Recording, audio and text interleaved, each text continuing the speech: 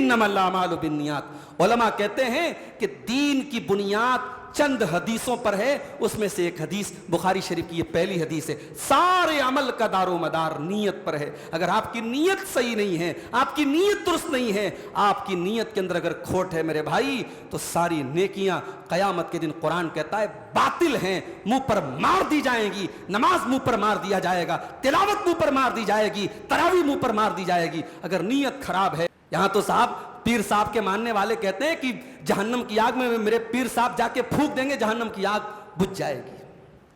قبر میں آ کر کے میرے پیر صاحب سامنے بیٹھ جائیں گے، منکر نکیر ڈر جائے گا، مجال نہیں مجھ سے سوال و جواب کر سکے، میں شیخ عبد القادر جیلانی کا بڑے پیر صاحب کا مرید ہوں۔ آج تو یہ عقیدہ یہ پٹی لوگوں کو پڑھائی گئی ہے۔ او لوگوں، تم نے دین کا کھلواڑ بنا کر کے رکھ دیا، تم نے دین کو بچوں کا کھلونا بنا دیا، تم نے بازی اطفال بنا کے رکھ دیا۔ الحمدللہ رب العالمین والعاقبۃ للمتقین والصلاة والسلام على سید الانبیاء والمرسلین وعلى آلہ وصحبہ اجمعین ومن تبعہم بإحسان الى یوم الدین، اما بعد۔ محترم حاضرین، آج ہم قرآن کریم کے 12ویں پارے کی کچھ آیتوں کی تفسیر آپ کے سامنے پیش کریں گے۔ 12ویں پارے کی پہلی آیت میں اللہ تبارک و تعالیٰ نے تمام مخلوقات کی روزی روٹی کی بات کی ہے کہ ساری مخلوقات کی روزی روٹی میرے ذمہ ہے۔ اللہ نے فرمایا وَمَا مِن دَابَّةٍ فِي الْأَرْضِ إِلَّا عَلَى اللَّهِ رِزْقُهَا وَيَعْلَمُ مُسْتَقَرَّهَا وَمُسْتَوْدَعَهَا كُلٌّ فِي كِتَابٍ مُبِينٍ۔ زمین کے اوپر جتنے چوپائے ہیں، دابہ کہتے ہیں زمین پہ چلنے والے جتنے جاندار ہیں، چاہے وہ جانور ہو، چاہے وہ انسان ہو، چاہے وہ حیوان ہو، سب دابہ میں سب آ گئے۔ وَمَا مِن دَابَّةٍ فِي الْأَرْضِ، زمین کے اندر جتنے بھی چلنے والے ہیں، جتنے حیوانات ہیں، جتنے جانور ہیں، جتنے انسان ہیں، سب کی روزی روٹی اللہ کے ذمہ ہے، سب کو روزی اللہ پہنچاتا ہے۔ اس سے یہ سبق ملا کہ انسان اگر یہ سمجھتا ہے کہ اس کی روزی روٹی اسے نہیں ملے گی تو یہ بھی غلط ہے۔ اللہ کا وعدہ ہے کہ تیری روزی روٹی ہمارے ذمہ ہے، اور انسان اگر یہ سوچتا ہے کہ وہ حرام طریقے سے، ناجائز طریقے سے اپنے مقدر سے زیادہ روزی پالے گا تو یہ بھی پاسبل نہیں ہے۔ انسان کے مقدر میں جتنی روزی ہے اس سے زیادہ وہ نہیں پا سکتا۔ اور یہ بھی پتا چلا کہ روزی روٹی حاصل کرنے کے لیے انسان کو محنت کرنی پڑے گی، کوشش کرنی پڑے گی۔ اس لیے کہ اللہ تعالیٰ نے یہ دابہ کا لفظ استعمال کیا۔ دابہ کہتے ہیں چلنے والا۔ جب آپ چلیں گے، جب آپ کے اندر مومنٹ ہوگی، جب آپ حرکت کریں گے تب برکت ہوگی۔ بیٹھے بٹھائے آپ کو روزی نہیں ملے گی۔ لیکن ہاں، اس کائنات میں ایسے بھی جانور ہیں، ایسی بھی مخلوقات ہیں جو لاگر ہیں، مجبور ہیں، اپاہج ہیں، پیرالائزڈ ہیں، ان کو بھی روزی ملتی ہے۔ جنگل میں بہت سارے جانور ہیں، بہت سارے کیڑے ہیں، وہ پڑے ہیں، لیکن ان کیڑوں کی اور ان جانوروں کی بھی خوراک کا انتظام کہیں نہ کہیں سے اللہ تعالیٰ کرتا ہے۔ وَمَا مِن دَابَّةٍ فِي الْأَرْضِ إِلَّا عَلَى اللَّهِ رِزْقُهَا، زمین کے اوپر جتنے چوپائے ہیں، جتنے جانور ہیں، جتنے انسان ہیں، سب کی روزی روٹی اللہ کے ذمہ ہے۔ وَيَعْلَمُ مُسْتَقَرَّهَا وَمُسْتَوْدَعَهَا، اور اللہ تبارک و تعالیٰ تمام مخلوقات کے مستقر کو بھی جانتا، مستودع کو بھی جانتا ہے۔ یہ مستقر اور مستودع کیا ہوتا ہے؟ مستقر کہتے ہیں جہاں ہمارا ٹھکانہ ہے، اور مستودع کہتے ہیں اس جگہ کو جہاں ہمیں جانا ہے۔ تو مستقر سے مراد دنیا میں ہمارا ٹھکانہ کیا ہے یہ بھی اللہ کو پتا ہے، اور مرنے کے بعد ہم کہاں دفن ہوں گے، کہاں ہمیں زمین میں دفنایا جائے گا، یہ بھی اللہ کو پتا ہے۔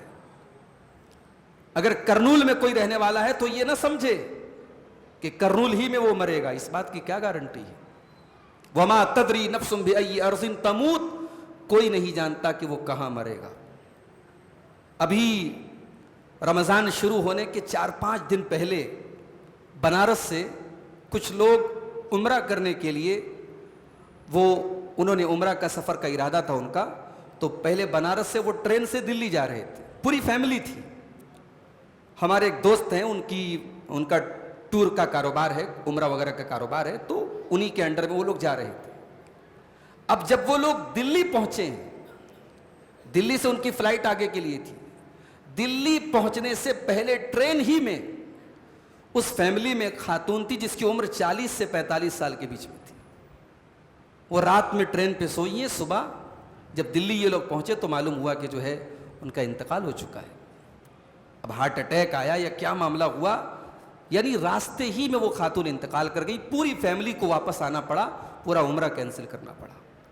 کوئی نہیں جانتا کہ کہاں مرے گا، اللہ جانتا ہے.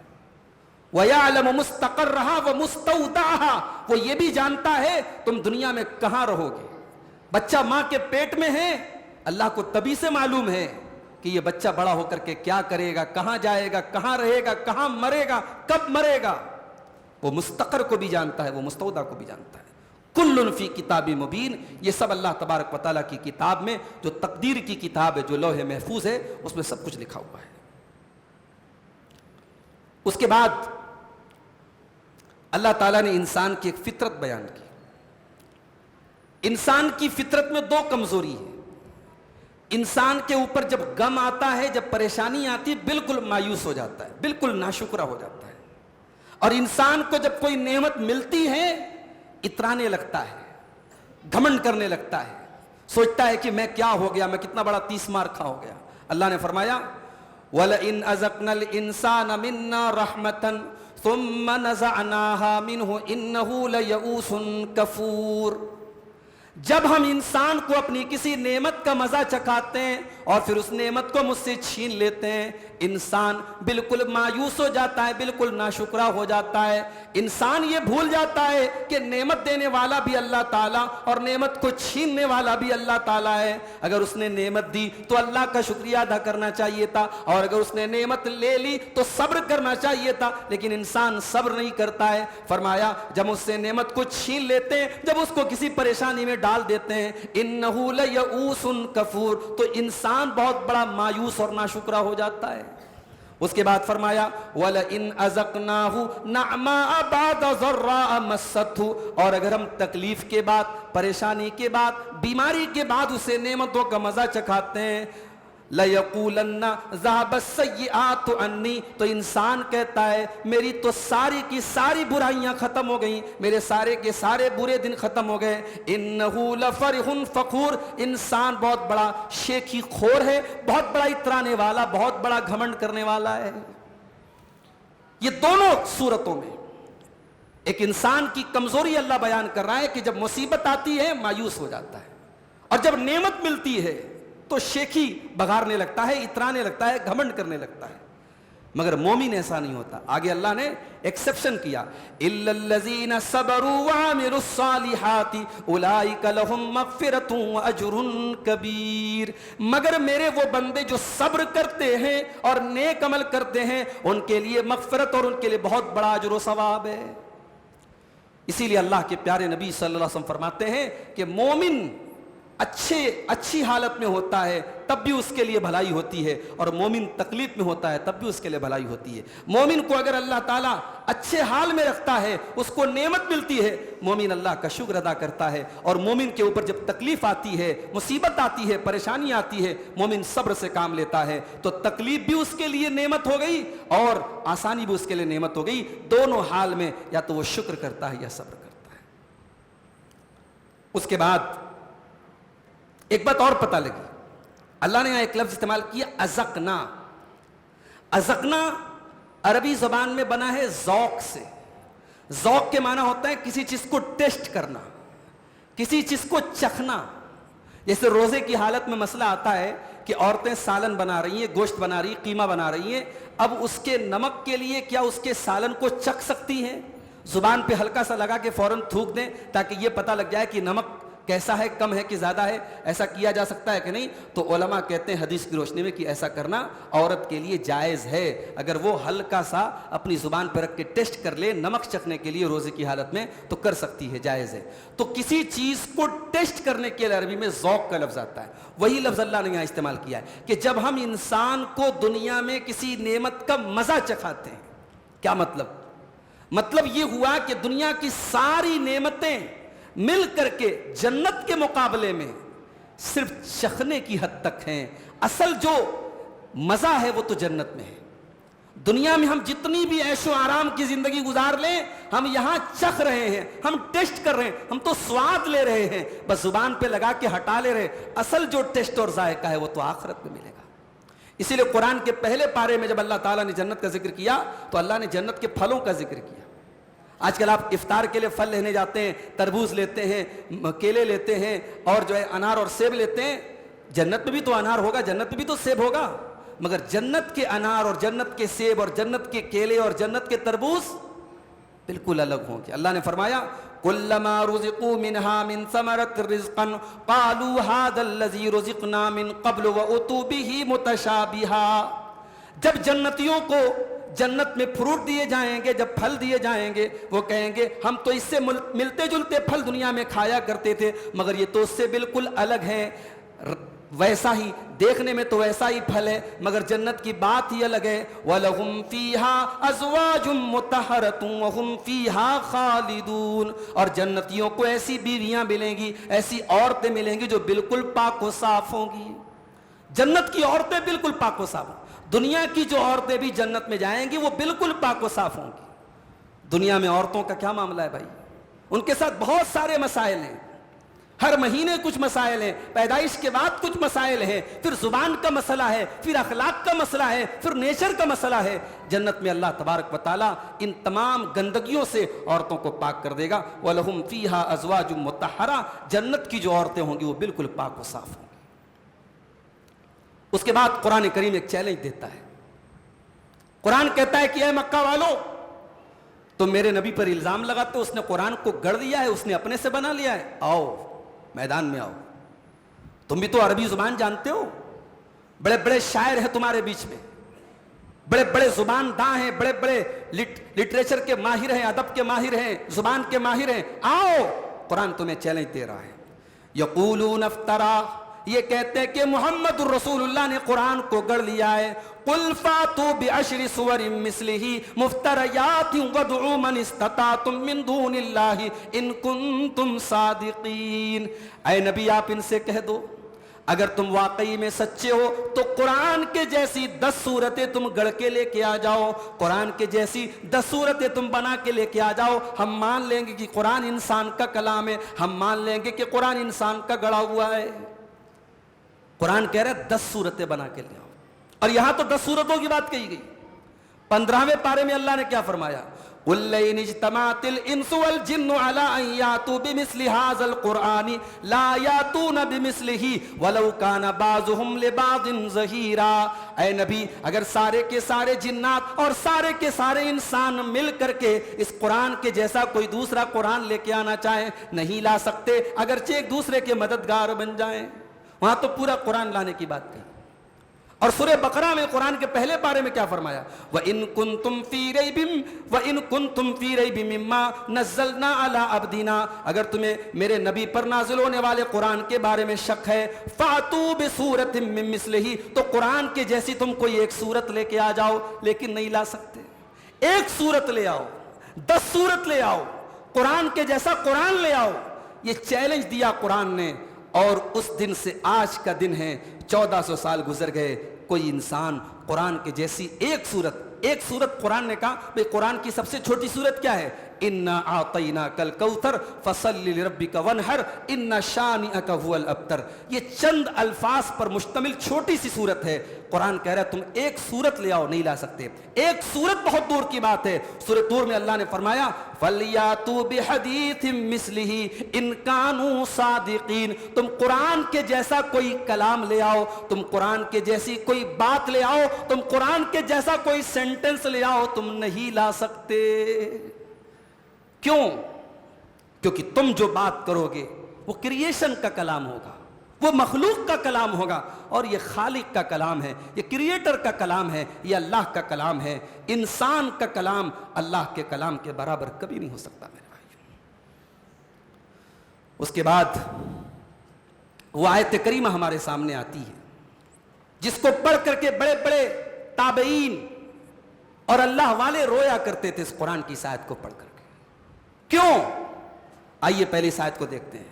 من کان یرید الحیات الدنیا وزینتہا، جو انسان دنیا کی زندگی کو چاہتا ہے اور دنیا کی چمک دمک کو چاہتا ہے، اللہ فرماتا ہے نوفی الیہم اعمالہم فیہا وہم فیہا لا یبخسون، ہم ان کے عمل کا ان کو دنیا میں پورا پورا بدلا دیں گے، کوئی کمی نہیں کریں گے۔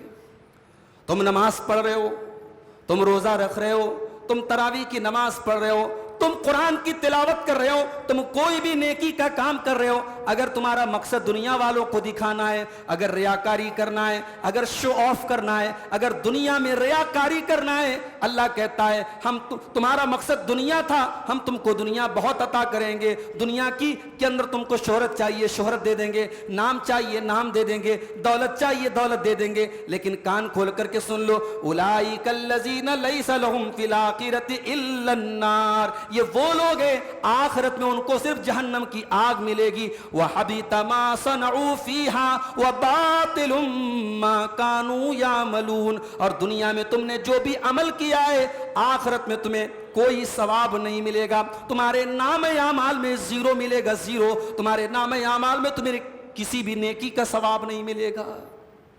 اللہ اکبر۔ جانتے ہو صحیح بخاری کی پہلی حدیث کیا ہے؟ کبھی پڑھا ہے صحیح بخاری؟ ارے بھائی اہل حدیث ہو نا، اہل حدیث کس کو بولتے ہیں؟ حدیث پڑھنے والا، حدیث جاننے والا۔ کبھی حدیث بھی پڑھا کرو بھائیو، اپنے گھر میں حدیث کی کتاب بھی لا کے رکھا کرو۔ کبھی صحیح بخاری پڑھو گے، صحیح بخاری کی پہلی حدیث کیا ہے؟ صحیح بخاری کی پہلی حدیث نماز کے بارے میں نہیں ہے، روزے کے بارے میں نہیں ہے، زکوٰۃ کے بارے میں نہیں ہے، حج کے بارے میں نہیں ہے۔ صحیح بخاری کی پہلی حدیث ہے انما الاعمال بالنیات، تمام کے تمام عمل کا دار و مدار نیت کے اوپر ہے۔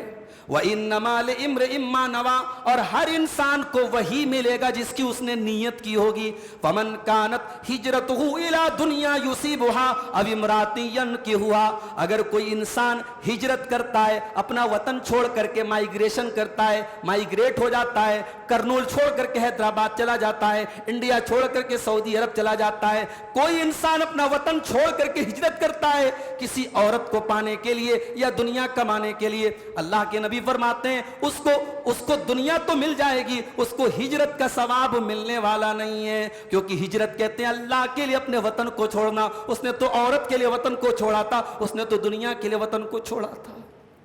انما الاعمال بالنیات، علماء کہتے ہیں کہ دین کی بنیاد چند حدیثوں پر ہے، اس میں سے ایک حدیث بخاری شریف کی یہ پہلی حدیث ہے، سارے عمل کا دار و مدار نیت پر ہے۔ اگر آپ کی نیت صحیح نہیں ہے، آپ کی نیت درست نہیں ہے، آپ کی نیت کے اندر اگر کھوٹ ہے میرے بھائی، تو ساری نیکیاں قیامت کے دن قرآن کہتا ہے باطل ہیں، منہ پر مار دی جائیں گی۔ نماز منہ پر مار دیا جائے گا، تلاوت منہ پر مار دی جائے گی، تراویح منہ پر مار دی جائے گی۔ اگر نیت خراب ہے، حبط عنہم ما صنعوا وباطل ما كانوا يعملون، سارا کا سارا عمل برباد ہو جائے گا۔ کتنی ڈینجرس سی بات ہے میرے بھائی۔ اگر انسان واقعی میں صرف اس آیت پر غور کرے، انسان کے رونگٹے کھڑے ہو جائیں، انسان کانپ اٹھے اگر صرف قرآن کی اس آیت پر غور کرے کہ نیت کا معاملہ کتنا خطرناک ہے میرے بھائی۔ آج ہمیں اور آپ کو اپنی نیتوں کو ٹٹولنے کی ضرورت ہے۔ اس کے بعد حضرت نوح علیہ السلام کا واقعہ اللہ تعالیٰ نے بیان کیا۔ جب حضرت نوح علیہ السلام نے اپنی قوم کو تبلیغ کرنا شروع کیا، سمجھانا شروع کیا، تو ان کی قوم میں جو کمزور لوگ تھے، جو غریب لوگ تھے، جو لیبر کلاس تھا، سب سے پہلے وہی لوگ ایمان لائے۔ اور یہ پوائنٹ نوٹ کر لو، ہر دور میں ایمان والوں میں بڑی تعداد کمزور لوگوں کی ہوتی ہے۔ جب بھی کسی نبی نے اس توحید کی دعوت دی ہے، سماج کا وہ طبقہ جو بڑا تھا، پیسے والا تھا، چودھری تھا، جاگیردار تھا، زمیندار تھا، اس طبقے نے بہت لیٹ میں اسلام قبول کیا ہے، اور کمزور طبقے نے پہلے اسلام قبول کیا۔ یہ تاریخ رہی ہے، یہ اتہاس رہا ہے، ہسٹری رہی ہے۔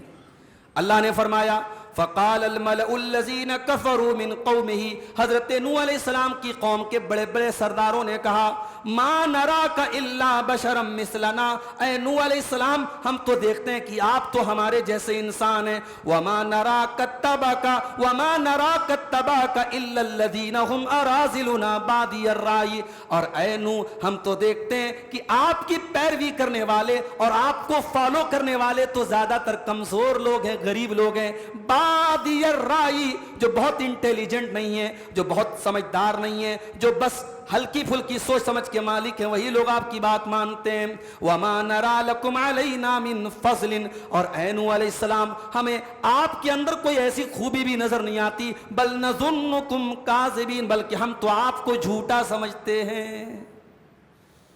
پتہ یہ چلا کہ سماج کا کمزور طبقہ پہلے ایمان لاتا ہے، حضرت نوح علیہ السلام کے اوپر بھی ان کی قوم کے کمزور لوگ پہلے ایمان لائے، اور اسی لیے حضرت ابو سفیان رضی اللہ تعالیٰ عنہ جب بھی مسلمان نہیں ہوئے تھے، اور جب وہ ملک شام کے سفر پہ گئے تھے اور وہاں کے بادشاہ نے، رومی بادشاہ نے پوچھا تھا، ان سے ہرقل نے پوچھا تھا کہ جو آخری نبی اپنے آپ کو کہتا ہے اس کے ماننے والے کون لوگ ہیں، کمزور لوگ ہیں یا بڑے بڑے لوگ ہیں، اشراف ہیں یا ضعفاء ہیں؟ تو حضرت ابو سفیان نے کہا تھا کہ نہیں، کمزور لوگ اس کے ماننے والے زیادہ ہیں۔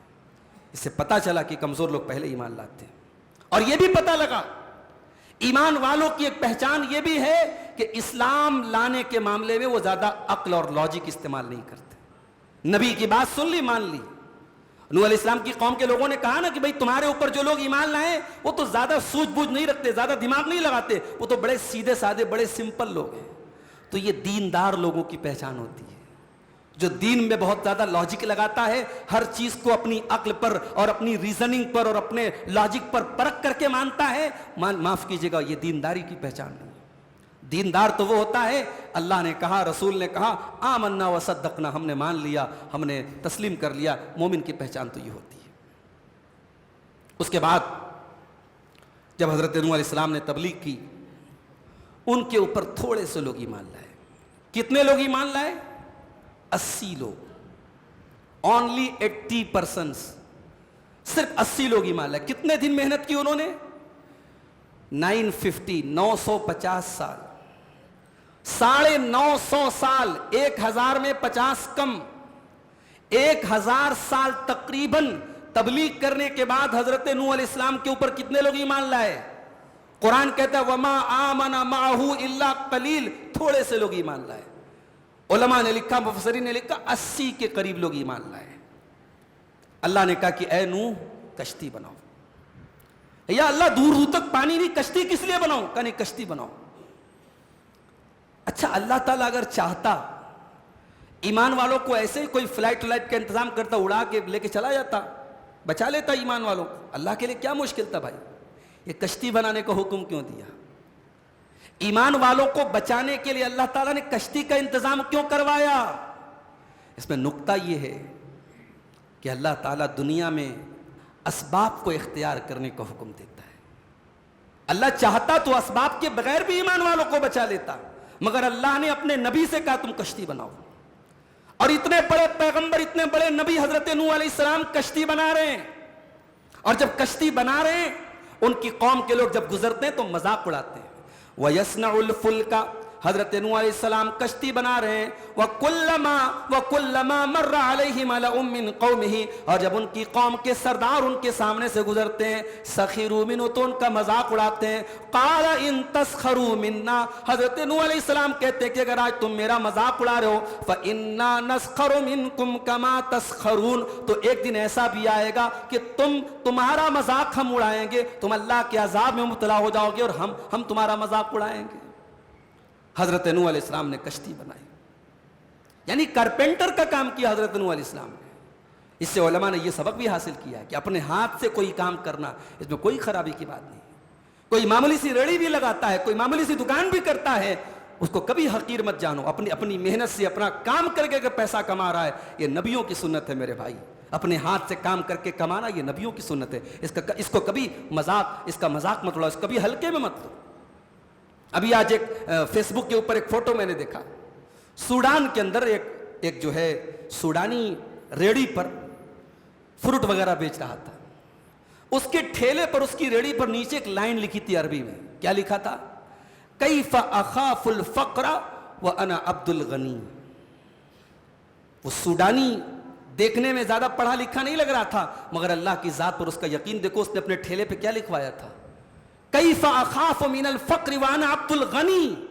ارے میں غریبی سے اور فقر و فاقہ سے اور تنگ دستی سے کیسے ڈر سکتا ہوں؟ میں تو عبد الغنی ہوں, میں تو غنی کا بندہ ہوں, میں تو اس ذات کا بندہ ہوں جو ساری کائنات کو دینے والا ہے اور اس کے خزانے میں کوئی کمی آنے والی نہیں. میں اس ذات کا بندہ ہوں. اس ذات کا جب میں بندہ ہوں تو مجھے فقر سے ڈر نہیں لگتا, مجھے تنگ دستی سے ڈر نہیں لگتا. اس لیے میرے بھائیوں, کبھی بھی کسی محنت کرنے والے کا مذاق مت. کوئی مزدوری کر رہا ہے, کوئی چھوٹا سا کام بھی کر رہا ہے, اگر اپنے خون پسینے کی کمائی کھا رہا ہے, اس کی عزت اور اس کے پیشے کی قدر کرو. کبھی کسی مزدور کی, کسی محنتی کی محنت کی ناقدری مت کرو. حضرت نوح علیہ السلام نے کشتی بنائی, اور جو کشتی بن کے تیار ہو گئی, تب اللہ کا حکم آیا, عذاب آیا اللہ کا. حتی اذا جاء امرنا وفارت التنور. زمین سے پانی نکلنے لگا, پوری زمین پانی سے بھر گئی. قل نحمل فیہا من کل زوجین اثنین. ہم نے کہا کہ اے نوح, اپنی کشتی میں جتنے جانور موجود ہیں سب کے ایک جوڑے اپنے کشتی میں سوار کر لے. جتنے جانور موجود ہیں سب کے ایک جوڑے اپنی کشتی میں سوار کر لے. وَأَهْلَكَ, اور اپنے گھر والوں کو بھی کشتی میں سوار کر لے. إِلَّا مَنْ سَبَقَ عَلَيْهِ الْقَوْلُ, مگر ہاں تیرے گھر والوں میں جس کے اوپر ہماری طرف سے عذاب ثابت ہو چکا ہے, تیرے گھر والوں میں جو لوگ میرے اوپر ایمان نہیں لائے, ان کو کشتی میں سوار مت کرنا, ان کو چھوڑ دینا. وَمَنْ آمَنَ, اور اے نوح اس کشتی میں ایمان والوں کو بھی تو شامل کر لے. وَمَا آمَنَ مَعَهُ إِلَّا قَلِيلٌ, اور نوح علیہ السلام کے ساتھ بہت تھوڑے سے لوگ ایمان لائے تھے. وَقَالَ ارْكَبُوا فِيهَا بِسْمِ اللَّهِ مَجْرَاهَا وَمُرْسَاهَا. حضرت نوح نے ایمان والوں سے کہا کہ کشتی پہ سوار ہو جاؤ اور یہ دعا پڑھ کے سوار ہو جاؤ, بسم اللہ مجرہا ومرساہا, اللہ کے نام سے یہ کشتی چلے گی اور اللہ کے نام سے یہ کشتی رکے گی. کشتی پر بیٹھنے کی دعا, شپ میں بیٹھنے کی یہی دعا ہے. آپ بائک پر بیٹھیں, فلائٹ پر بیٹھیں, آپ آٹو پر بیٹھے, بس میں بیٹھے, ٹرین میں بیٹھے, اس کی دعا الگ ہے, سبحان الذی سخر لنا ھذا وما کنا لہ مقرنین. مگر شپ میں بیٹھنے کی اور کشتی میں بیٹھنے کی یہی دعا ہے جو حضرت نوح نے پڑھی تھی, بسم اللہ مجریہا ومرساہا, اللہ کے نام سے یہ کشتی چلے گی اور اللہ کے نام سے یہ کشتی رکے گی. ان ربی لغفور الرحیم, بے شک میرا پروردگار بہت بخشنے والا, رحم کرنے والا ہے. وہی تجری بہم فی موج کالجبال, اور وہ کشتی حضرت نوح علیہ السلام کو اور ایمان والوں کو لے کر کے چلنے لگی, اور پانی کی بڑی بڑی موجیں اور پانی کے بڑے بڑے تھپیڑے پہاڑوں کے برابر نظر آ رہے تھے. اور اس کے بعد قرآن کہتا ہے وَنَادَى نُوحٌ ابْنَهُ وَكَانَ فِي مَعْزِلٍ يَا بُنَيَّ ارْكَب مَّعَنَا وَلَا تَكُن مَّعَ الْكَافِرِينَ. حضرت نوح علیہ السلام نے اپنے بیٹے سے کہا, جو بیٹا کشتی میں بیٹھا نہیں تھا بلکہ دور ہو گیا تھا, حضرت نوح نے کہا کہ اے میرے بچے, اس کشتی میں آ کر کے سوار ہو جا اور کافروں کے ساتھ مت چلا جا. حضرت نوح کو پتا تھا میرا یہ بیٹا میرے اوپر ایمان نہیں لایا, میری بات اس نے نہیں مانی, مگر باپ تھے نا, باپ کبھی بھی اپنی اولاد کو تکلیف میں نہیں دے سکتا. جیسے ماں کی ممتا بے مثال ہوتی ہے, ایسے باپ کی محبت بھی بے مثال ہوتی ہے. دنیا میں ہر انسان دوسرے انسان سے حسد کر سکتا ہے, بھائی کی ترقی دیکھ کر بھائی جل سکتا ہے, پڑوسی کی ترقی دیکھ کر کے پڑوسی کڑ سکتا ہے. اکلوتا باپ ایسا ہوتا ہے جو بیٹے کی ترقی پر جلتا نہیں ہے. بیٹا اگر اس سے زیادہ نام کمائے, اس سے زیادہ پیسہ کمائے, اس سے زیادہ عزت حاصل کر لے, تو باپ ظاہر چاہے نہ کرے دل میں خوش ہوتا ہے کہ میرا بیٹا مجھ سے آگے بڑھ رہا ہے. اکلوتا یہ باپ ہوتا ہے میرے بھائی. حضرت نوح علیہ السلام کا بیٹا ان کی آنکھوں کے سامنے ڈوب رہا ہے. حضرت نوح علیہ السلام کو صبر نہ ہوا. یا بنی ارکب معنا, اے میرے بچے میری کشتی میں سوار ہو جا. وَلَا تَكُن مَّعَ الْكَافِرِينَ, اور کافروں کے ساتھ نہ چلا جا. اچھا یہ نہیں کہا کہ ڈوبنے والوں کے ساتھ مت چلا جا, یہ نہیں کہا وَلَا تَكُن مَّعَ الْغَارِقِينَ, ڈوبنے والوں میں شامل مت ہو جا, کہ کافروں میں شامل مت ہو جا. پہلے فکر ہے تو ایمان کی فکر ہے, پہلے فکر ہے تو دین کی فکر ہے, پہلے فکر ہے تو توحید کی فکر ہے. کہ بیٹے آ جا, ایمان والوں میں شامل ہو جا, کافروں میں شامل مت ہو. قال سآوی الی جبل یعصمنی من الماء، نوح علیہ السلام کے بیٹے نے کہا ابا جان آپ میری ٹینشن نہ لیجئے، آپ میری فکر نہ کیجئے، بہت بڑا طوفان آیا ہے، بڑی بڑی پانی کی موجیں آ رہی ہیں، مگر میری ٹینشن آپ مت لیجئے، میں کسی پہاڑ کے اوپر چلا جاؤں گا اور یہ پانی میرا کچھ بگاڑ نہیں پائے گا۔ حضرت نوح علیہ السلام نے کہا لا عاصم اليوم من امر اللہ، اے میرے بچے آج یہ طوفان اللہ کا عذاب بن کر کے آیا ہے اور اللہ کے عذاب سے آج کوئی بچانے والا نہیں ہے، الا من رحم، آج اللہ کے عذاب سے وہی بچے گا جس پر اللہ تعالی رحم فرمائے گا۔ وحال بینہم الموج فکان من المغرقین، اور ابھی باپ بیٹے کی بات چل ہی رہی تھی کہ پانی کا ایک تھپیڑا آتا ہے، پانی کی ایک موج آتی ہے اور حضرت نوح کے بیٹے کو بہا کے لے کے چلی جاتی ہے۔ پیغمبر کا بیٹا، نبی کا بیٹا، نبی کی آنکھوں کے سامنے ڈوب گیا۔ یہاں تو صاحب پیر صاحب کے ماننے والے کہتے ہیں کہ جہنم کی آگ میں میرے پیر صاحب جا کے پھونک دیں گے، جہنم کی آگ بجھ جائے گی۔ قبر میں آ کر کے میرے پیر صاحب سامنے بیٹھ جائیں گے، منکر نکیر ڈر جائے گا، مجال نہیں مجھ سے سوال و جواب کر سکے، میں شیخ عبد القادر جیلانی کا بڑے پیر صاحب کا مرید ہوں۔ آج تو یہ عقیدہ، یہ پٹی لوگوں کو پڑھائی گئی ہے۔ او لوگوں تم نے دین کا کھلواڑ بنا کر کے رکھ دیا، تم نے دین کو بچوں کا کھلونا بنا دیا، تم نے بازی اطفال بنا کے رکھ دیا۔ اتنا بڑا پیغمبر، اولو العزم پیغمبر، دنیا کا پہلا رسول حضرت نوح علیہ السلام اپنے بیٹے کو اپنی آنکھوں کے سامنے ڈوبتا ہوا دیکھ کر کے کچھ نہیں کر پائے۔ ان کا بیٹا ان کی آنکھوں کے سامنے ڈوب گیا۔ اللہ کی بارگاہ میں دعا کے لیے ہاتھ اٹھاتے ہیں اور کہتے ہیں کہ اے اللہ، اے اللہ تو نے وعدہ کیا تھا تو میرے بیٹے کو بچائے گا۔ وَنَادَى نُوحٌ رَبَّهُ فَقَالَ رَبِّ إِنَّ ابْنِي مِنْ أَهْلِي، اے اللہ میرا بیٹا تو میرے پریوار میں سے، میری فیملی میں سے۔ وَإِنَّ وَعْدَكَ الْحَقُّ وَأَنْتَ أَحْكَمُ الْحَاكِمِينَ، اے اللہ تیرا وعدہ تو سچا ہے، تو بہترین انصاف کرنے والا ہے۔ اے اللہ تو نے وعدہ کیا تھا تو میری فیملی کو بچائے گا، میرے پریوار کو بچائے گا۔ اے اللہ میرا بیٹا کیوں ڈوب گیا؟ میرا بیٹا بھی تو میری فیملی میں سے، میرے پریوار میں سے۔ اللہ نے فرمایا قال یا نوح انہ لیس من اہلک انہ عمل غیر صالح، اللہ نے فرمایا اے نوح وہ تیرے اہل میں سے نہیں تھا، وہ تیرے پریوار میں سے نہیں تھا۔ انہ عمل غیر صالح، اس کا عمل صالح نہیں تھا، اس کا عمل درست نہیں تھا، اس کا کیریکٹر ٹھیک نہیں تھا، اس کا عقیدہ صحیح نہیں تھا۔ کیا پتہ چلا؟ پتہ یہ چلا کہ اللہ تعالیٰ کے یہاں نسب نہیں دیکھا جاتا، اللہ تعالیٰ کے یہاں دین دیکھا جاتا، ایمان دیکھا جاتا ہے۔ آپ اپنے آپ کو سید لکھیں، آپ اپنے آپ کو آل رسول لکھیں، مرزا لکھیں، افغانی لکھیں، کچھ بھی لکھیں، آپ کا سر نیم اللہ تعالیٰ کا میٹر نہیں کرتا، آپ کی برادری اللہ کا میٹر نہیں کرتی، آپ کا کاسٹ اللہ کا میٹر نہیں کرتا، اللہ کا میٹر کرتا ہے آپ کا ایمان، آپ کا دین، آپ کا عقیدہ، آپ کا عمل۔ یہاں تو صاحب عقیدہ رکھا گیا ہے کہ صاحب ہم تو سید ہیں، ہمارے بدن کے جو ہے رونگٹے کو، ہمارے بدن کے بال کو جہنم کی آگ نہیں چھو سکتی، ہم تو رسول کی اولاد میں سے۔ یا رسول کی اولاد جہنم میں جا رہی ہے، پیغمبر کا بیٹا جہنم میں جا رہا ہے، ڈوب گیا ان کی آنکھوں کے سامنے، اور دعا کر رہے ہیں کہ اللہ میرا بیٹا ڈوب گیا، تو نے تو وعدہ کیا تھا میرے پریوار کو بچائے گا۔ اللہ نے کہا نہیں، وہ تیرے پریوار میں سے نہیں تھا، اس کا عمل صحیح نہیں تھا، اس کا کردار صحیح نہیں تھا۔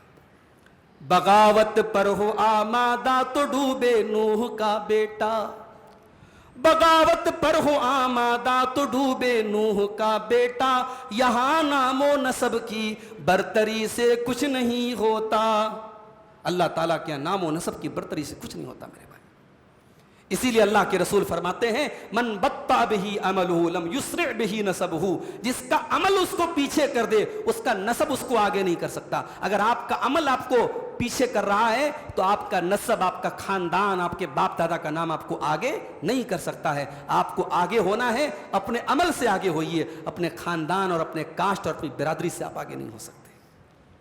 اچھا جب اللہ نے منع کر دیا کہ وہ تیرا بیٹا تیرے پریوار میں سے نہیں ہے تو اللہ نے ایک اور نصیحت کی، اللہ نے فرمایا فلا تسألنی ما لیس لک بہ علم، اے نوح مجھ سے کوئی ایسی دعا مت کرنا، کوئی ایسا سوال مت کرنا جس کی تم کو نالج نہ ہو.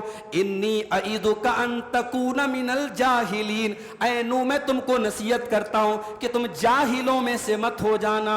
حضرت نوح نے فوراً اللہ سے دعا مانگی. قال رب انی اعوذ بک ان اسألک ما لیس لی بہ علم، اے اللہ میں تو تیری پناہ چاہتا ہوں کہ میں تجھ سے ایسا سوال کروں جس کا مجھ کو علم نہ ہو. وَإِلَّا تَغْفِرْ لِي وَتَرْحَمْنِي أَكُمْ مِنَ الْخَاسِرِينَ، اور اے اللہ اگر تو نے نہیں بخشا اور تو نے رحم نہیں کیا تو میں خسارہ اٹھانے والوں میں سے ہو جاؤں گا.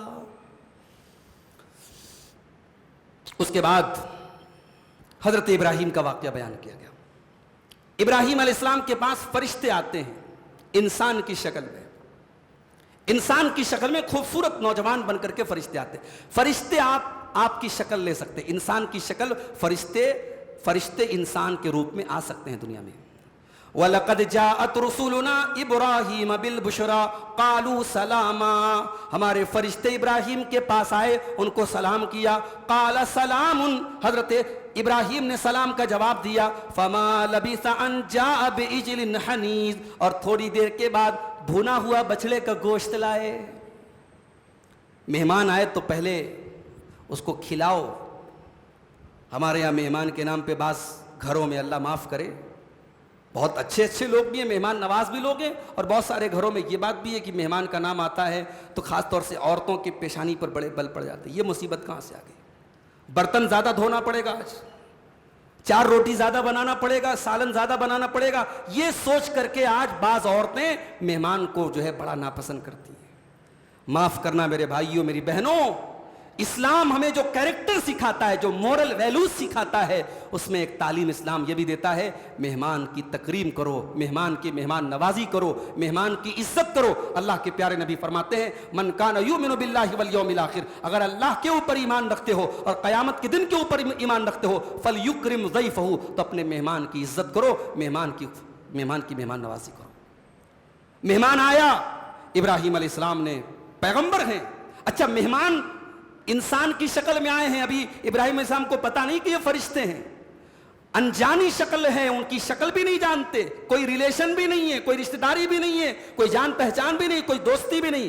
مہمان آیا ہے. ابراہیم علیہ السلام گئے اور جلدی سے گوشت بھون کے لائے. اس سے علماء نے یہ بھی ثابت کیا ہے کہ مہمان نوازی میں سب سے بہترین ڈش جو آپ کی پسندیدہ ڈش ہو وہ کھلاؤ مہمان کو. اس زمانے میں گوشت جو ہے، ہر زمانے میں مسلمان بیچارہ سب چیز کے بغیر، گوشت کے بغیر نہیں رہ سکتا. مسلمان ساری چیزوں پر پابندی لگا دو، گوشت پر پابندی نہیں لگنا. ہمارے یہاں بعض لوگ گوشت کو تقویت الایمان بولتے ہیں، ایمان کو طاقت دینے والی چیز. بولے کچھ نہ ہو لیکن گوشت ملنا چاہیے ڈیلی، ہفتے کے 7 دن گوشت ملنا چاہیے. تو بہترین مہمان نوازی کس چیز سے ہوتی ہے؟ گوشت سے ہوتی ہے. ابراہیم السلام بھنا ہوا گوشت لے کر کے آئے. فَلَمَّا رَأَىٰ أَيْدِيَهُمْ لَا تَصِلُ إِلَيْهِ، لیکن فرشتے تو فرشتے تھے. فرشتے ہماری طرح تھوڑی کھاتے پیتے تھوڑی ہیں، فرشتوں کو کھانے پینے کی حاجت نہیں ہوتی. جب فرشتوں کے سامنے لا کے رکھ دیا، اب دیکھا کہ فرشتے ہاتھ بڑھا ہی نہیں رہے، کھا ہی نہیں رہے. تو اس زمانے میں یہ مانا جاتا تھا کہ اگر مہمان گھر پہ آئے اور کھانا نہ کھائے، اس کا مطلب مہمان نہیں آیا، دشمن آیا ہے. فَلَمَّا رَأَىٰ أَيْدِيَهُمْ لَا تَصِلُ إِلَيْهِ نَكِرَهُمْ وَأَوْجَسَ مِنْهُمْ خِيفَةً، تو حضرت ابراہیم ڈر گئے کہ کیا دشمن آئے ہیں، یہ مہمان کی شکل میں دشمن آئے. قالوا لا تخف انا ارسلنا الى قوم لوط، فرشتوں نے کہا ڈرو مت، ہم انسان نہیں ہیں، ہم فرشتے ہیں، اور ہم لوط علیہ السلام کی قوم کے اوپر عذاب نازل کرنے کے لیے آئے ہیں. وامرأته قائمة فضحكت، اور وہیں پر حضرت ابراہیم کی بیوی بھی کھڑی تھی جو مسکرا رہی تھی. ان کا نام کیا تھا؟ سارہ. ابراہیم علیہ السلام کی 2 بیویاں تھیں، ایک بیوی کا نام تھا سارہ، ایک بیوی کا نام تھا ہاجرہ. ہاجرہ سے پیدا ہوئے اسماعیل اور سارہ سے پیدا ہوئے اسحاق. پہلی اولاد حضرت ابراہیم کو پیدا ہوئی اسماعیل ہاجرہ سے، اور بعد میں پیدا ہوئے اسحاق جو سارہ سے پیدا ہوئے. تو وہ سارہ تھی جو کھڑی تھی، سارہ مسکرا رہی تھی. فبشرناها باسحاق ومن وراء اسحاق یعقوب، ہم نے ان کو خوشخبری سنائی کہ اے سارا تمہیں ایک بیٹا پیدا ہونے والا ہے، اس بیٹے کا نام اسحاق ہوگا، اور تمہارا بیٹا جب آگے چل کر کے بڑا ہوگا تو تمہیں ایک پوتا بھی ہوگا اور پوتے کا نام یعقوب ہوگا۔ قالت یا ویلتا االد وانا عجوز، حضرت سارا نے کہا میں 70 سال کی بڑھیا ہو چکی ہوں، کیا مجھے بھی بیٹا پیدا ہوگا؟ یہ تم کیسی بات کر رہے ہو؟ وہذا بالی شیخا، یہ میرا شوہر ہے، یہ بھی بوڑھا ہو چکا، میں بھی بوڑھی ہو چکی، ہم کو بیٹا کیسے ہوگا؟ ان ھذا لشیء عجیب، یہ تو بڑی عجیب بات تم کر رہے ہو۔ فرشتوں نے کہا قالوا اتعجبین من امر اللہ، فرشتوں نے کہا کہ اے سارا کیا تو اللہ کے حکم پر تعجب کر رہی ہے؟ رحمت اللہ وبرکاتہ علیکم اہل البیت انہ حمید مجید، اے ابراہیم کے گھر والو تم پر اللہ کی رحمت اور تم پر اللہ کی برکت ہو، اللہ بہت قابل تعریف ہے، بہت بزرگ ہے۔ وہاں پہ کتنے لوگ تھے؟ ابراہیم علیہ السلام تھے اور ان کی بیوی سارا تھی، اور قرآن کیا کہہ رہا ہے؟ اے ابراہیم کے اہل بیت۔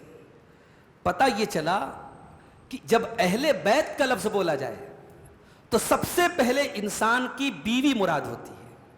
بھئی آپ اگر مجھے شادی کا کارڈ بھیجیں اور شادی کے کارڈ پہ آپ لکھیں کہ شیخ عبدالغفار سلفی وتھ فیملی، اب صاحب میں اپنے ابو کو لے کے آؤں، اپنی امی کو لے کے آؤں، اپنے بھائیوں کو لے کے آؤں، اپنے بھتیجوں کو لے کے آؤں اور وائف کو لے کے نہ آؤں، تو لوگ کہیں گے یار یہ تو عجیب بات ہے، فیملی میں تو پہلے وائف آتی ہے، پہلے بیوی آتی ہے، یہ دنیا کی کامن سینس کی بات ہے۔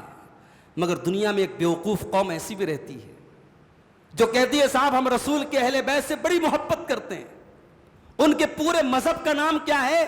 اہل بیت کی محبت، اہل بیت کی محبت۔ کبھی ماتم کر رہے ہیں اہل بیت کی محبت کے نام پہ، کبھی کالا کپڑا پہن رہے ہیں اہل بیت کی محبت کے نام پہ، کبھی بریانی بنا رہے ہیں اہل بیت کی محبت کے نام پہ۔ ان سے پوچھو بھائی اہل بیت کون؟ کہتے ہیں کہ اہل بیت بولتے ہیں 5 لوگوں کو، پنجتن پاک۔ کس کو بولتے ہیں؟ پنجتن پاک۔ کون ہے پنجتن؟ محمد، علی، فاطمہ، حسن، حسین۔ اللہ کے نبی صلی اللہ علیہ وسلم، آپ کی بیٹی فاطمہ، آپ کے داماد علی اور آپ کے نواسے حسن اور حسین، یہی 5 لوگ نبی کے اہل بیت تھے۔ ان سے پوچھو عائشہ کہاں گئی، ان سے پوچھو زینب کہاں گئی، ان سے پوچھو نبی کی اور بیٹیاں کہاں گئی، بولے نہیں وہ اہل بیت میں شامل نہیں ہیں، نبی کے اہل بیت صرف یہی 5 لوگ ہیں۔ قرآن کی یہ آیت بتا رہی ہے کہ وہ لوگ مکار ہیں جو نبی کے اہل بیت سے محبت کا دعویٰ کرتے ہیں اور حضرت عائشہ کو نہیں مانتے، حضرت حفصہ کو نہیں مانتے، نبی کی بیویوں کو نہیں مانتے، وہ بہت بڑے مکار ہیں۔ کیوں؟ کیونکہ جب اہل بیت کا لفظ بولا جائے تو سب سے پہلے انسان کی بیوی اس سے مراد ہوتی ہے۔ اس کے بعد سورہ یوسف شروع ہوتی ہے۔ سورہ یوسف سے 2-3 آیتیں بیان کر کے ہم بات ختم کرتے ہیں۔ حضرت یوسف علیہ السلام کس کے بیٹے تھے؟ یعقوب علیہ السلام کے۔ یعقوب علیہ السلام کے 12 بیٹے تھے، 10 بیٹے الگ بیوی سے تھے اور 2 بیٹے الگ بیوی سے تھے۔ جو 2 بیٹے الگ بیوی سے تھے اس میں سب سے چھوٹے بیٹے کا نام تھا یوسف علیہ السلام اور ان سے بڑے تھے بنیامین۔ یہ دونوں ایک ماں سے تھے، باقی 10 بیٹے ایک ماں سے تھے۔ حضرت یوسف علیہ السلام نے خواب دیکھا بچپن میں۔ خواب یہ دیکھا کہ 11 ستارے ہیں اور سورج ہے اور چاند ہے اور سب میرے آگے سجدہ کر رہے ہیں۔ تو حضرت یوسف علیہ السلام نے اپنے باپ سے اپنا یہ خواب بیان کیا۔ تو ان کے باپ نے کیا کہا؟ ان کے باپ نے کہا یا بنی لا تقصص رؤیاک علی اخوتک فیکیدوا لک کیدا، اے میرے بچے تو اپنا خواب اپنے بھائیوں کو مت بتانا، اپنے بھائیوں کو مت بتانا ورنہ تیرے بھائی تیرے خلاف چال چلنے لگیں گے۔ ان الشیطان للانسان عدو مبین، بے شک شیطان انسان کا بہت بڑا دشمن ہے۔ یہ کئی باتیں ثابت ہو رہی ہیں۔ پہلی بات تو یہ ثابت ہو رہی ہے کہ جب کسی نعمت کے بارے میں آپ کو پتا ہو کہ اس سے حسد ہو سکتا ہے تو زیادہ شو آف مت کرو۔ ہر چیز کو اسٹیٹس پہ لگانا، ہر چیز کو فیس بک پہ لگانا، ہر چیز کو ڈی پی پہ لگانا، ہر چیز کا پرچار کرنا مناسب نہیں ہے میرے بھائی۔ جب آپ کو پتا ہے لوگ آپ سے حسد کرتے ہیں، آپ سے جلتے ہیں، تو حسد کی آگ بڑی خطرناک ہوتی ہے۔ حسد کی آگ بھائی کو بھائی سے کے ذریعے قتل کروا سکتی ہے۔ اس لیے اپنی طرف سے کوشش کرو کہ حسد کی آگ پھیلنے نہ پائے۔ جہاں جس نعمت کو چھپا سکتے ہو چھپا لیا کرو، زیادہ شو آف مت کیا کرو۔ اور دوسری بات یہ پتہ لگی کہ جب بچوں کو کوئی بات بتاؤ تو دلیل کے ساتھ بتاؤ۔ حضرت یعقوب نے اپنے بچے سے کہا کہ اپنے بھائیوں کو مت بتانا، تو ساتھ میں دلیل بھی دے دی کہ بھائیوں کو بتائے گا تو تیرے بھائی تیرے خلاف چال چلیں گے. اور جب یہ دلیل دے دی تو چھوٹے سے بچے کے دماغ میں بھائیوں کے خلاف نفرت بیٹھ سکتی تھی، تو فوراً اس کو بھی دور کیا اور کہا کہ دیکھو شیطان انسان کا بہت بڑا دشمن ہے، تمہارے بھائی اگر یہ کام کریں گے تو شیطان کے چکر میں آ کے کریں گے، اس لیے اپنے بھائیوں کو یہ خواب مت بتانا. اچھا، حضرت یعقوب حضرت یوسف سے بہت محبت کرتے تھے. ایک تو سب سے چھوٹے تھے، نیچرل بات ہے سب سے چھوٹے بیٹے سے یا سب سے بڑے بیٹے سے زیادہ محبت ہوتی کہ نہیں ہوتی؟ کہیں تو بڑا مسئلہ ہوتا ہے، چھوٹے بیٹے کو یہ شکایت ہوتی کہ ابا بڑے کو زیادہ مانتے، بڑے کو یہ شکایت ہوتی کہ چھوٹے کو زیادہ مانتے ہیں. لیکن ایسا ہوتا ہے، نیچرل بات ہے کہ سب سے چھوٹے یا سب سے بڑے سے ماں باپ کو زیادہ محبت ہوتی ہے. حضرت یعقوب علیہ السلام کو یوسف سے زیادہ محبت تھی، اور اس لیے بھی محبت تھی کیونکہ یوسف علیہ السلام بڑے خوبصورت بھی تھے اور بڑے نیک بھی تھے، بڑے اچھے تھے، بڑے شریف تھے، تو حضرت یعقوب سے زیادہ محبت کرتے تھے. اب یہ محبت اتنی زیادہ کرتے تھے کہ اس کو شو کرتے تھے، اس کو دکھاتے تھے کہ میں اس سے زیادہ محبت کرتا ہوں. اب یہ بات باقی 10 بھائیوں کے لیے حسد کا سبب بن گئی. اس میں سبق ہے ہر باپ کے لیے اور ہر ماں کے لیے کہ اگر کسی ایک بیٹے یا بیٹی سے زیادہ محبت ہے تو اس کو دوسرے بیٹوں کے سامنے ظاہر مت کرو، ورنہ ان کے دل میں حسد کی آگ پیدا ہوگی. محبت ہو سکتی ہے کم بیشی، مگر آپ ظاہر مت کرو، آپ شو مت کرو. اگر شو کرو گے تو دوسرے بیٹوں کے دل میں نفرت کی آگ پیدا ہوگی. اذ قالوا لیوسف واخوہ احب الی ابینا منا ونحن عصبہ ان ابانا لفی ضلال مبین. بھائیوں نے کہا کہ ہمارا باپ ہم سے کہیں زیادہ محبت کرتا ہے یوسف سے اور اس کے بھائی سے، جبکہ ہم 10 بھائی ہیں، ہم 10 سے اتنی محبت نہیں کرتے جتنی ان 2 بھائیوں سے کرتے ہیں. ان ابانا لفی ضلال مبین، ہمارا باپ بہت گمراہ ہو چکا ہے، بہت بھٹک گیا ہے، ہم 10 کو چھوڑ کے 2 سے محبت کرتا ہے. شیطان جب غلط راستے پہ ڈالتا ہے نا تو بیٹا باپ کے بارے میں بھی اتنا غلط جملہ بولتا ہے کہ ہمارا باپ گمراہ ہو گیا، ہمارا باپ بھٹک گیا. اس کے بعد وہ سب پلاننگ کرتے ہیں باقی بھائی. اقتلوا یوسف او اطرحوه ارضا یخل لکم وجہ ابیکم وتکونوا من بعدہ قوما صالحین. کہتے ہیں ایک کام کرو، یوسف کو قتل کر دو یا یوسف کو کہیں ایسی جگہ چھوڑ کے چلے آؤ جہاں سے وہ واپس نہ آئے. تو جب یوسف رہے گا ہی نہیں تو نہ رہے گا بانس نہ بچے گی بانسری. جب یوسف نہیں رہے گا تو ہمارا باپ صرف ہم سے محبت کرے گا. اور اتنا بڑا گناہ کرنے کے بارے میں جب انہوں نے سوچا تو شیطان نے پلاننگ ان کے دماغ میں ڈالی، تو ان کے دل میں خیال آیا اتنا بڑا گناہ ہم کریں گے. تو کہتے ہیں وَتَكُونُوا مِن بَعْدِهِ قَوْمًا صَالِحِينَ، جب یوسف چلا جائے گا ہم توبہ کر لیں گے، نیک بن جائیں گے، اچھے بن جائیں گے، اللہ معاف کر دے گا. شیطان کا بہت بڑا دھوکہ ہے میرے بھائی. اگر کسی گناہ کے ٹائم شیطان آپ کے دماغ میں یہ ڈالتا ہے ابھی یہ گناہ کر لو بعد میں سدھر جاؤ گے، ابھی یہ کام کر لو بعد میں توبہ کر لینا، شیطان کا بہت بڑا دھوکہ ہے. وہ بعد میں کب آئے گا، وہ ٹائم آئے گا کہ نہیں آئے گا ہم نہیں جانتے ہیں. شیطان گناہ کروانے کے لیے یہ دھوکہ اس دھوکے میں ہمیں ڈالتا ہے. وَتَكُونُوا مِن بَعْدِهِ قَوْمًا صَالِحِينَ، بعد میں تم نیک بن جانا، بعد میں توبہ کر لینا. اس کے بعد لمبا واقعہ ہے. یوسف علیہ السلام کو بھائی لوگ لے کے گئے، کنویں میں ڈالا، پھر چلے آئے، پھر کنویں سے حضرت یوسف نکلے اور کہاں پہنچے؟ عزیز مصر کے گھر میں پہنچے. مصر کا بہت بڑا منسٹر تھا عزیز مصر، اس کے گھر میں پہنچ گئے اور محل میں پرورش ہونے لگی حضرت یوسف علیہ السلام کی. وہیں وہ جوان ہوئے. اب جب جوان ہوئے تو عزیز مصر کی جو بیوی تھی جس کا نام زلیخا بتایا جاتا ہے، اس کا نام قرآن میں تو نہیں آیا، کسی صحیح حدیث میں نہیں آیا، لیکن مشہور ہے کہ اس کا نام زلیخا تھا. تو زلیخا جو عزیز مصر کی بیوی تھی، اس نے دیکھا اتنا خوبصورت نوجوان. یوسف علیہ السلام بہت خوبصورت تھے. یعنی ایک مرد کی جو خوبصورتی ہو سکتی ہے، جو مردانہ بیوٹی اور مردانہ جو وجہات ہو سکتی ہے، ایک مرد جتنا ہینڈسم ہو سکتا ہے، وہ ساری خوبیاں حضرت یوسف کے اندر اکٹھا ہو گئی. بہت خوبصورت تھے. تو اب وہ عورت جو تھی اس نے ان کے اوپر ڈورے ڈالے، ان کو اپنے جال میں پھنسانے کی کوشش کی. وراودته التي هو في بيتها وغلقت الابواب وقالت هيت لك قال معاذ الله انه ربي احسن مثواي انه لا يفلح الظالمون. اس عورت نے جس کے گھر میں حضرت یوسف رہتے تھے، اس نے ان کے اوپر ڈورے ڈالے. وغلقت الابواب، اور گھر کے سارے دروازے بند کر دیے. وقالت هيت لك، اور کہنے لگی کہ اے یوسف میرے پاس آ جاؤ, میری باہوں میں آ جاؤ.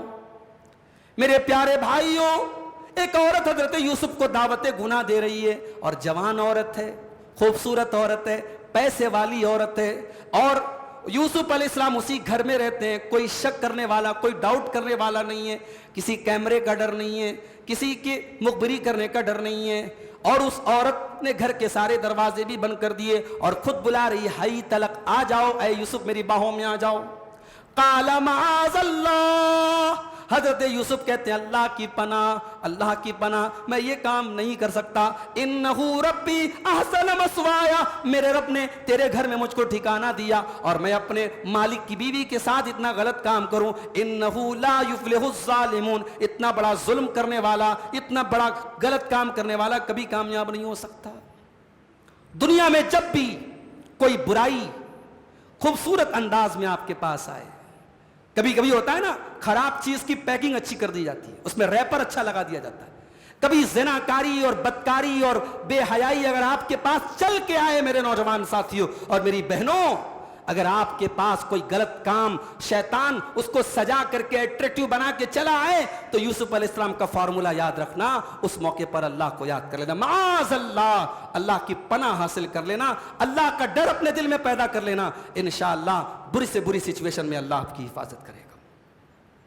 یوسف علیہ السلام کو اللہ نے بچا لیا, اور قرآن کہتا ہے کہ اگر اللہ نے نہ بچایا ہوتا تو یوسف نے بھی اس عورت کے ساتھ غلط کام کا ارادہ کر لیا ہوتا. اس نے تو کیا تھا, وَلَقَدْ هَمَّتْ بِهِ وَهَمَّ بِهَا, اور یوسف بھی کر لیتے اگر اللہ کی دلیل نہ دیکھ لیتے. اللہ کی دلیل کیا تھی؟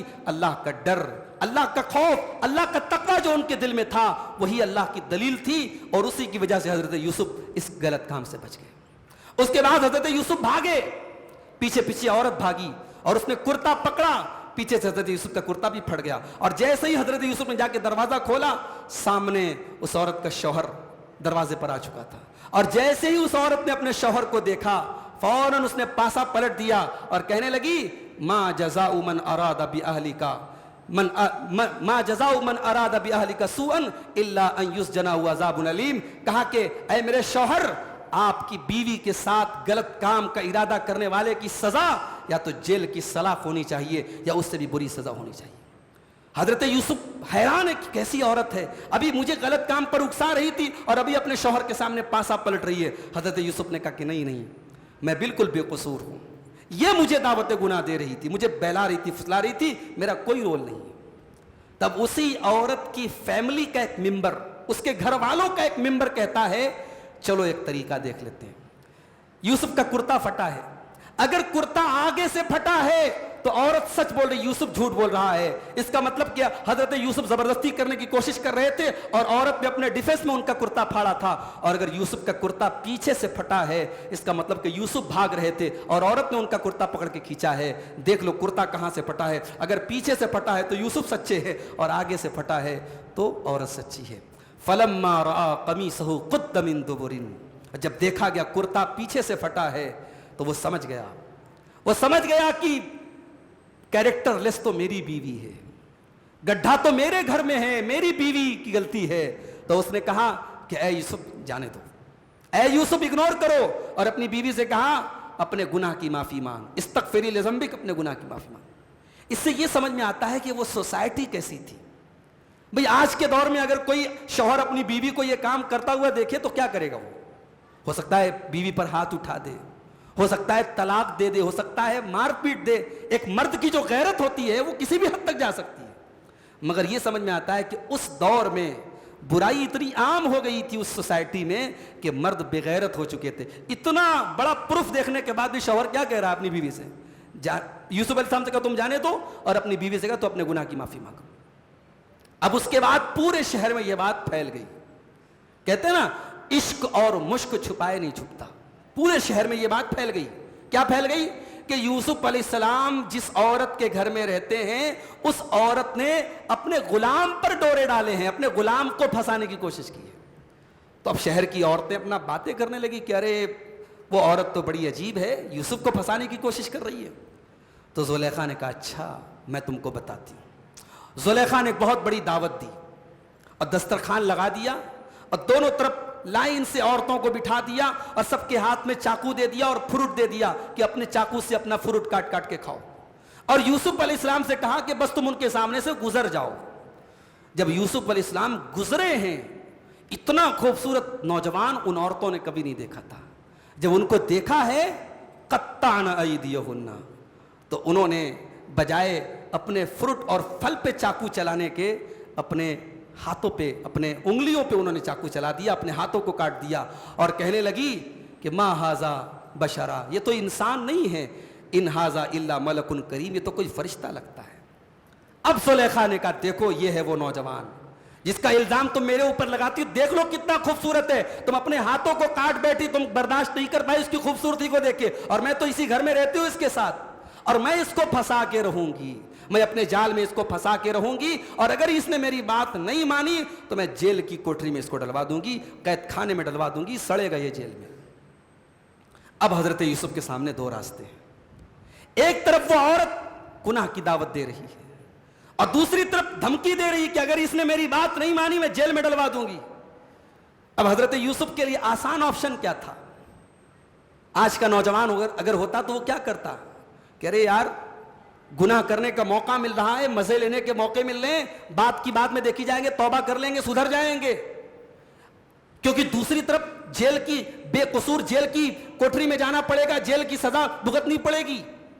لیکن حضرت یوسف تو حضرت یوسف ہے میرے بھائیوں، اللہ کی بارگاہ میں دعا کرتے ہیں، رب السجن احب الی مما یدعوننی الیہ، اے اللہ مجھے جیل کی تاریکی پسند ہے، مجھے جیل کی کوٹری پسند ہے، اے اللہ یہ عورتیں جس گناہ کی دعوت دے رہی ہیں مجھے وہ پسند نہیں، مجھے جیل جانا پسند ہے، وَإِلَّا تَصْرِفْ عَنِّي كَيْدَهُنَّ أَصْبُ إِلَيْهِنَّ وَأَكُن مِّنَ الْجَاهِلِينَ، اے اللہ اگر ان کی چال کو تو نے ناکام نہ کیا، اے اللہ اگر تو نے میری مدد نہ کی، اے اللہ میں کمزور ہوں، میں بھی مرد ہوں، میں بھی انسان ہوں، اے اللہ کہیں ایسا نہ ہو کہ میں بہک جاؤں، میں بھی جاہلوں میں سے ہو جاؤں۔ پتہ یہ چلا جاہل اس کو کہتے ہیں جو اللہ کی شریعت کی نافرمانی کرے، جاہل اس کو نہیں کہتے جو پڑھا لکھا نہ ہو، اصل جاہل وہ ہے جو اللہ کے قانون سے بغاوت کرے، جو زنا بدکاری کرے، زنا کرے، اللہ کی حدوں کو توڑ دے، سب سے بڑا جاہل وہ ہے۔ حضرت یوسف کہتے ہیں اللہ مجھے بچا لے ان کی چال سے ورنہ میں جاہلوں میں سے ہو جاؤں گا۔